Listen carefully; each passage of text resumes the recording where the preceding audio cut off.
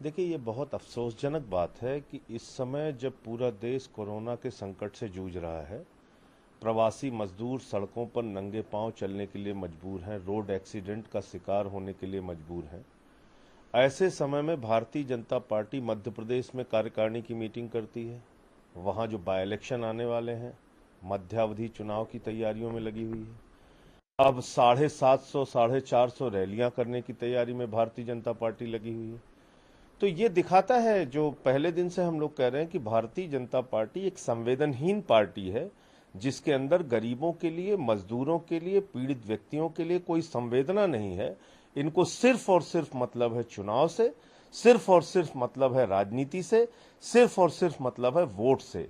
इनको चुनाव के समय गरीबों का वोट तो चाहिए, लेकिन मुसीबत की जब बात आएगी तो उस समय गरीबों का, मजदूरों का साथ नहीं देंगे। गरीब को सड़क पर मरने के लिए छोड़ देंगे और हवाई जहाज से चलने वालों की चिंता करेंगे, हवाई जहाज से विदेशों से भारत बुलाने की चिंता करेंगे, मजदूर की चिंता नहीं।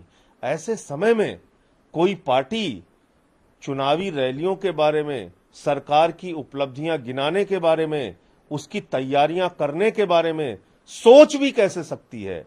ये दिखाता है कि भारतीय जनता पार्टी की संवेदना पूरी तरीके से खत्म हो चुकी है, मर चुकी है, और इसी के कारण ऐसे समय में भी वो राजनीति करने में जुटे हुए हैं। सवाल सिर्फ ये है कि आपने जहाज चलाने की होड़ में सोशल डिस्टेंसिंग का नियम, फ्लाइट चलाने वाली कंपनियों को नुकसान ना हो, इसके लिए 3 की 3 सीटें आपने अलाउ कर दी। वो बसों में तो आप अलाउ नहीं कर रहे हैं, ट्रेन में आप अलाउ नहीं कर रहे हैं, बल्कि ट्रेन में जो कम यात्री जाते हैं, उन कम यात्रियों से पूरी ट्रेन का खर्चा लिया जाता है। तो जब हवाई जहाज चालू कर रहे हैं, तो उसमें क्योंकि एयरलाइंस चलाने वाली कंपनियों को नुकसान ना हो, इसलिए 3 की तीनों टिकट बेच रहे हैं।